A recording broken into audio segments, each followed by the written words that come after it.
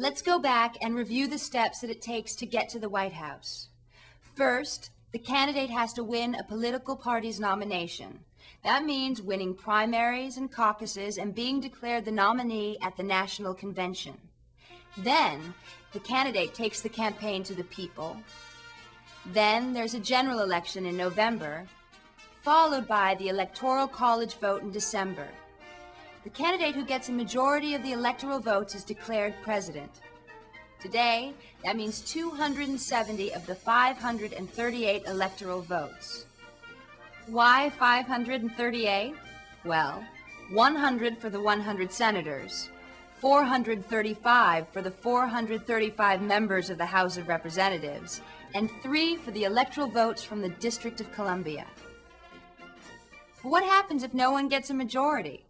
Well, then the election is decided by Congress. That's happened twice in our history. The first time was in 1824 when there were 4 candidates for president: Andrew Jackson, John Quincy Adams, William H. Crawford, and Henry Clay.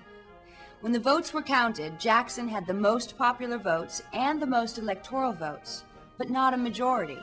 According to the Constitution, the House of Representatives has to decide among the 3 candidates with the highest number of votes. After a lot of wheeling and dealing, John Quincy Adams was named president. The next time was in 1876.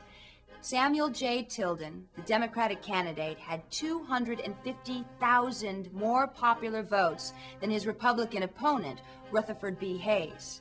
And Tilden only needed 1 more electoral vote to have a majority. Hayes was far behind. He needed 14 votes to be declared the winner. Problem was that 14 electoral votes were in question.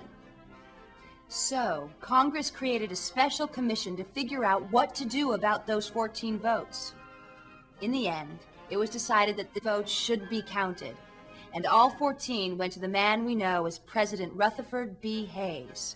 So Tilden lost, even though 250,000 more voters wanted him to be president. Of course, we've also had presidents who were never elected to that office. John Tyler, Millard Fillmore, Andrew Johnson, and Chester Arthur were vice presidents who moved into the White House when the sitting president died. Other vice presidents became president that way, but they went on to win election in their own right. And then there's Gerald Ford, who is the only president to have never won a national election. Here's why. In 1973, the vice president, Spiro T. Agnew, resigned from office before the end of his term. Under the 25th Amendment, Congress had to elect a new vice president. They picked Gerald Ford. Then, in 1974, when Richard Nixon resigned the presidency, Ford moved into the White House. But he didn't win re-election at the end of that term. That's just one of the many interesting facts about the presidents. Here's some more.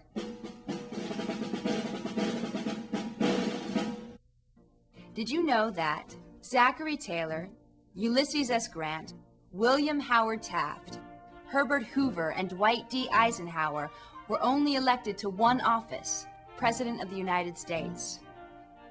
After they left office, John Quincy Adams and Andrew Johnson both served in Congress, Adams in the House, Johnson the Senate. William Howard Taft lost his bid for re-election in 1912, but served as Chief Justice of the Supreme Court from 1921 to 1930. William Henry Harrison had the shortest term of office. He died 1 month after his inauguration. John Tyler, the vice president, became the first person in that office to succeed to the presidency. Because of that, many people referred to Tyler as His Accidency. The teddy bear is named after Theodore Roosevelt, who was Franklin Delano Roosevelt's 5th cousin. John Adams and John Quincy Adams were father and son. Congressman John Scott Harrison is the only person who was both the father and son of a president. William Henry Harrison was his father, and Benjamin Harrison his son.